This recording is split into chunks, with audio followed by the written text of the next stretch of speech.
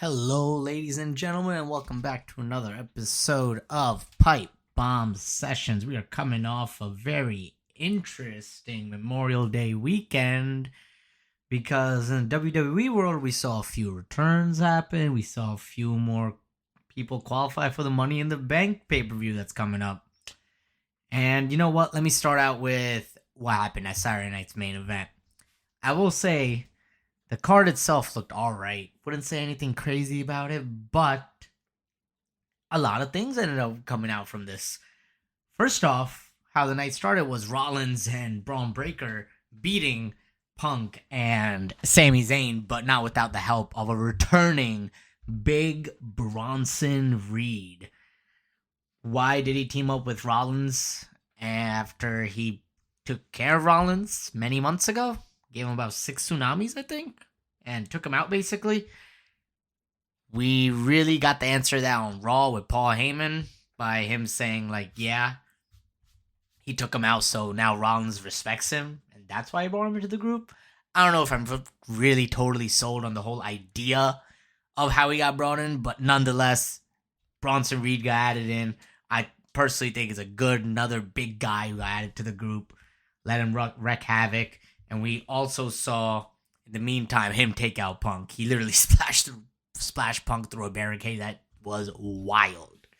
That was some crazy stuff. We did see Chelsea Green suffer a broken nose because Zelina Vega, sorry to say, botched her 619 attempt. And I think that's how the broken nose occurred. She obviously hit a great code red from the top on Chelsea to retain her title. But hopefully Chelsea Green's all right, and hopefully that nose job is going to be fixed pretty well. Anyways, another matchup where I actually thought there was a slight chance that R-Truth may win. Just because it was non-title, you never know what happens. Maybe Triple H wants to do something weird and have R-Truth win, but he tried his best. He even came out in the whole Truth Cena gear. Came out with the music and everything, but Cena's still the heel he is. He was gonna hit him with the belt, pretended not to, and then gave him the low blow and the attitude adjustment for the 1, 2, 3. Then he hit him with the belt. So R-Truth, I guess your mission was not successful, my friend. However, this was not the last that we saw Cena of the evening. We saw him backstage say, yeah, he was going to ruin wrestling, and what would happen if a YouTuber in Logan Paul beat Jey Uso for that title? You speaking straight to Jey backstage, and we were like, all right, let's see what happens. Is that a hint that Cena's going to show up later in the evening again, possibly? Now, what happened from there was a heated matchup between Priest and Drew McIntyre. Damian Priest ended up winning. He concertoed Drew.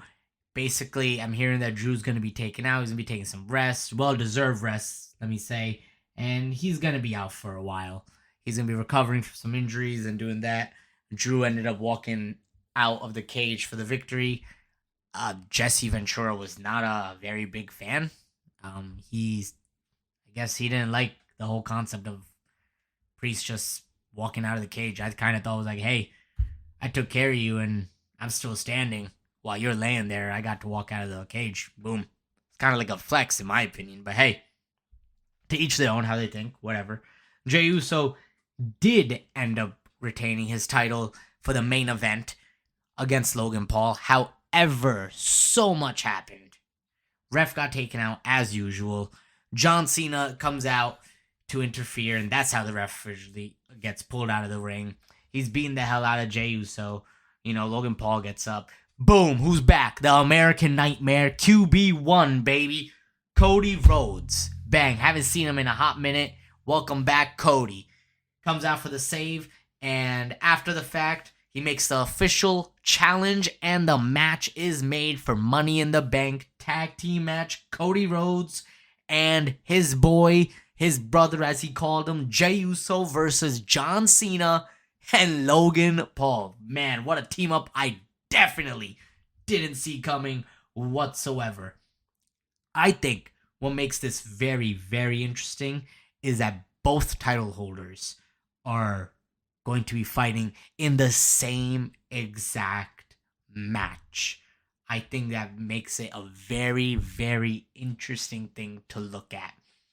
Because if both title holders are involved in the same match, anything maybe the Money in the Bank winner wants to cash in the same freaking night. Become champ. Walk in with nothing, walk out with gold. You never know. I think it's very highly possible. That's maybe why even both competitors are in this tag team match. I can see it happen. I can really see it happen. I want to switch gears a little bit to what happened on Monday Night Raw. Monday Night Raw obviously then starts off with some of the aftermath. Rollins comes out with, his new group of Bronson Reed, Braun Breaker, and Paul Heyman. They hype up how Rollins is going to qualify later tonight for the Money in the Bank matchup. How he's going to get the gold around him. They're going to be running the place.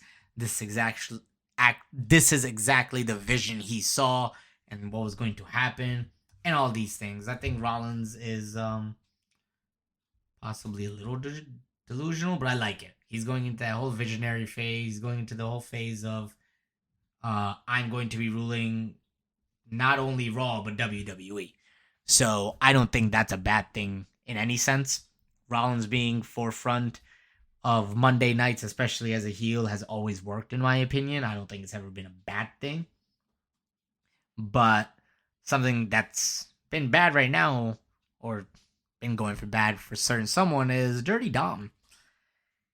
Dirty Dom gets caught with Roxanne in the backstage segment with Liv Morgan returning, who, by the way, got a huge pop.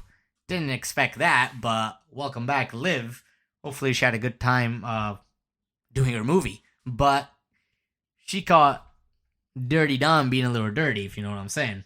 And because of that fact, she said that she again kept up to date about what's been going on, and she's going to try to get a Money in the Bank qualifying match herself. I don't know how it's going to turn out, but you can already now see some of the things going on. Liv already caught him. Suspicions are going around. In Spanish, Dom said back to Raka as she was going, saying a snitch. What do you got to snitch about if there's nothing going on, Dom? Says a lot. I think there's more to say to this story than we can see. And who's having a great time in the back and all this? My boy Finn Balor. Clearly Balor is behind this little scheming that's been going on between him and Roxanne for Dom, but I love it. I think this is great and hilarious. And Balor is gonna get his mission to be successful, at least in my opinion.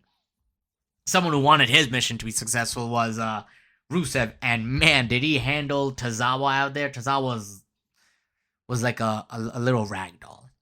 Rusev took care of business nice and quick, kept the accolade on, was really going to punish him. And who comes out? Mr. Fight Night. I like it. Now we get Rusev going with the freaking feud, man. Get Sheamus involved. That's a big guy. He can fight, and they're friends. They're former allies, enemies. So it's just going to be another chapter for those two guys just going at it. And you never know. Maybe this is a way to get Sheamus into a new tag team if they have multiple matches. I know I'm getting way ahead of myself, but you never know. You never know. This is exactly what happened with the Cesaro situation. Sheamus and Cesaro ended up being a very, very good tag team in the end of that. They were rivals, turned into friends by the end of that. So anything can happen. I like it personally. You never freaking know how that goes down. We get more hype from our world champ. Jey Uso comes out, hypes it up that he's going to make Gunther tap. He ain't overlooking him. And, he did it once, he'll do it again. And he basically leaves Gunther speechless in the ring when he comes out to interrupt Jey Uso.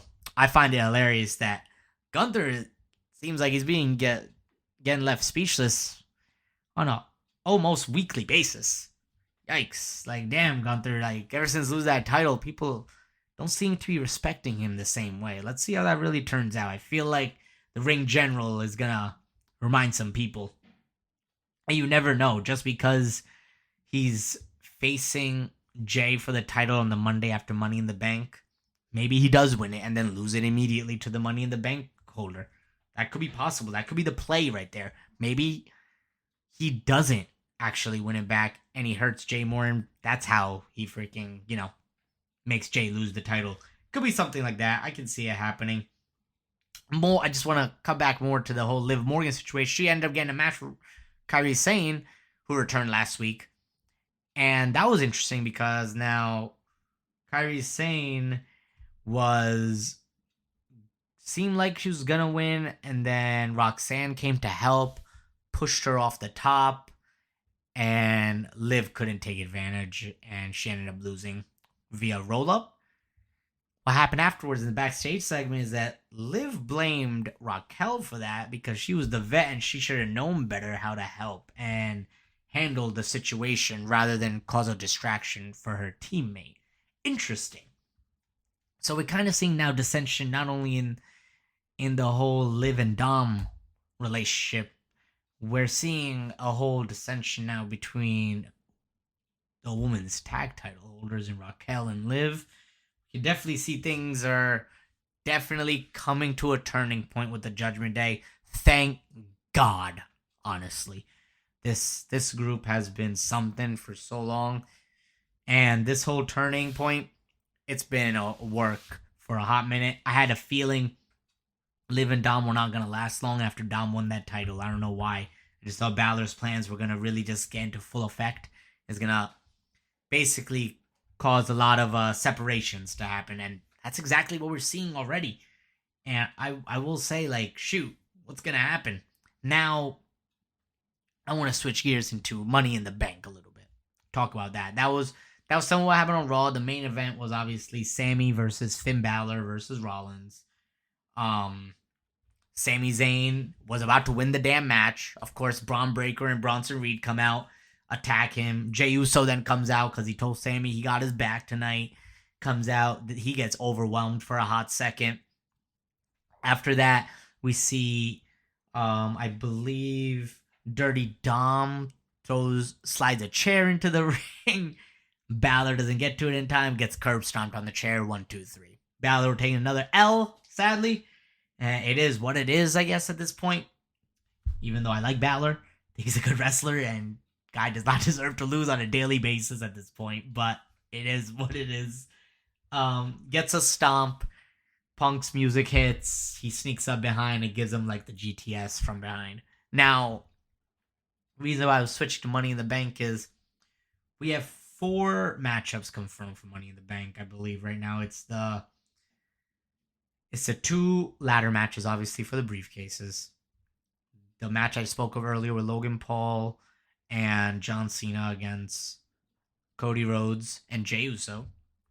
The 4th match was Becky Lynch versus Lyra Valkyria, another matchup for her women's IC title, which this time, I thought the first time she was going to take it, Becky's definitely taking it this time. And Bayley's going to return. That's going to set up their match for SummerSlam. Write it down. You heard it here. You heard it here first, folks. I'm telling you, it just makes sense. I think the American Nightmare, that's another reason why he returned at Saturday Night's main event, and then now he's being directly involved with Money in the Bank, is because he also, now we need to get him back for the summer, for SummerSlam. It just makes sense to me. It makes a lot of sense to me. Now, those are the 4 matchups. We know that Rollins is now in. We know that earlier in the night we had a Chad Gable, Dragon Lee, and Penta matchup, which Penta ended up winning after Gable got distracted by Vikingo, guy who he's facing at WWE Worlds Collide. That'd be pretty dope. It's supposed to be a really big hyped up matchup, and it's gonna be for the championship. Who, even though right now it's Alberto Del Rio, but he ain't making the card. Let's just be honest. We know Alberto's no shot coming to WWE, so there's that. So he got it. Penta got in. Rollins is in. Right now, who else is in? Oh, LA Knight's in, and then obviously Solo's in. How could I forget? I think the field is looking good. I know there's a matchup coming up on SmackDown, I believe, for another qualifying match, and then I assume there'll be one more for the men's side on Raw, which a lot of people, and I'm hoping myself, is going to be Karrion Kross involved in that matchup. Guys are getting hyped up online on a daily basis at this point, not even weekly. So I think that's big. I think he needs to do something. He needs to get some time, man. We got to get him out there to get him some spotlight. Let's get this guy hyped. Guy cut one of the best promos I heard backstage in WWE. People were really, really excited about Karrion Kross because he cut one of the best promos after the WrestleMania. I'm like, yo, why haven't we seen him on TV then? That was going on. That was the point of hyping him up. If it's just gonna be for backstage stuff. Guy's talking shit to freaking Sami Zayn. Like, all right, what are we doing here? We're just going in circles. It's like AJ Styles one week, it's Sami Zayn another week. Hopefully we get to move on with Karrion Kross character, and that comes with him qualifying for the Money in the Bank freaking matchup. It's smart. You might as well do it. People will be hyped. And I don't know, maybe put like a Carmelo Hayes as another guy in there. It wouldn't be a bad choice up. For the women's side, we saw that Julia actually ended up qualifying. And then now more of this whole Alexa Bliss and Alexa Bliss and Charlotte. She keeps telling like, oh, hey, we're the vets. These new girls are coming in and trying to take over. We're the vets. Like, we gotta stand our ground type of deal. I don't know. Alexa Bliss might be onto something. She's trying to make this partnership with Charlotte. Charlotte, in a sense, keeps brushing her off. I think she's slowly realizing what's going on. And now that she didn't even make the Money in the Bank matchup, like, what's next? What's she got going on for her? Really nothing if you think about it. So we know for the fact that Roxanne's in it, Alexa's in it, Julia's in it, and Rhea's in it. So it's 4 people. We need 2 more in. I'm not sure who the other 2 would be. Yeah, that's like the one thing that I'm kind of stuck on. I do want to say something about future pay-per-view coming up involving the woman, however, would be the Evolution 2, which is officially announced from WWE.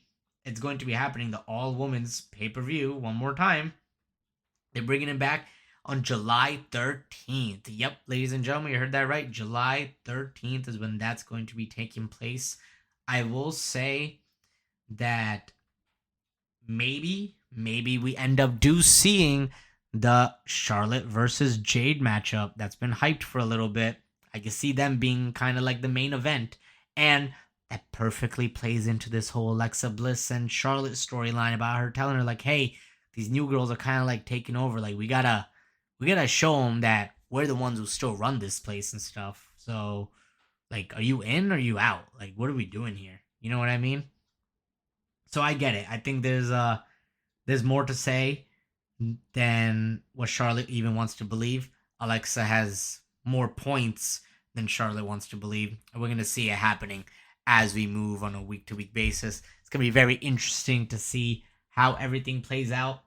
For the men's side, I really do think Rollins is going to win the Money in the Bank matchup, but I mean, I can see that Punk gets involved again just to cost Rollins. It only makes sense to me. And if my secondary pick from there, I would choose LA Knight. Screw it. Maybe LA Knight later in the night does actually cash in the briefcase, and that's how he becomes freaking world champion for the first time. I don't know. I like LA Knight personally. I wouldn't mind if he won the briefcase and then cashed in. But that matchup's going to be pretty good. Let's see how it really plays out. I feel like WWE is feeling the whole 3 PLEs back-to-back-to-back type of deal with Saturday Night's Main Event, Backlash, now Money in the Bank happening literally in the next week. So it feels like they're really just trying to put everything together, make it work, make it stick. Let's move on. It's smart that they started the qualifying matches a couple weeks ago, I'll say. I am wondering if we'll see a Paige return at the Evolution pay-per-view, possibly. I know she's supposed to return and that she was open to it, but we just don't know when. So let's see how that turns out. But hey, ladies and gentlemen, thank you for tuning in again this week. Appreciate all the love and likes, subscribes. And as usual, don't forget to tune in on a weekly basis. And I'll see you guys next week. Thanks, and don't forget to subscribe and like.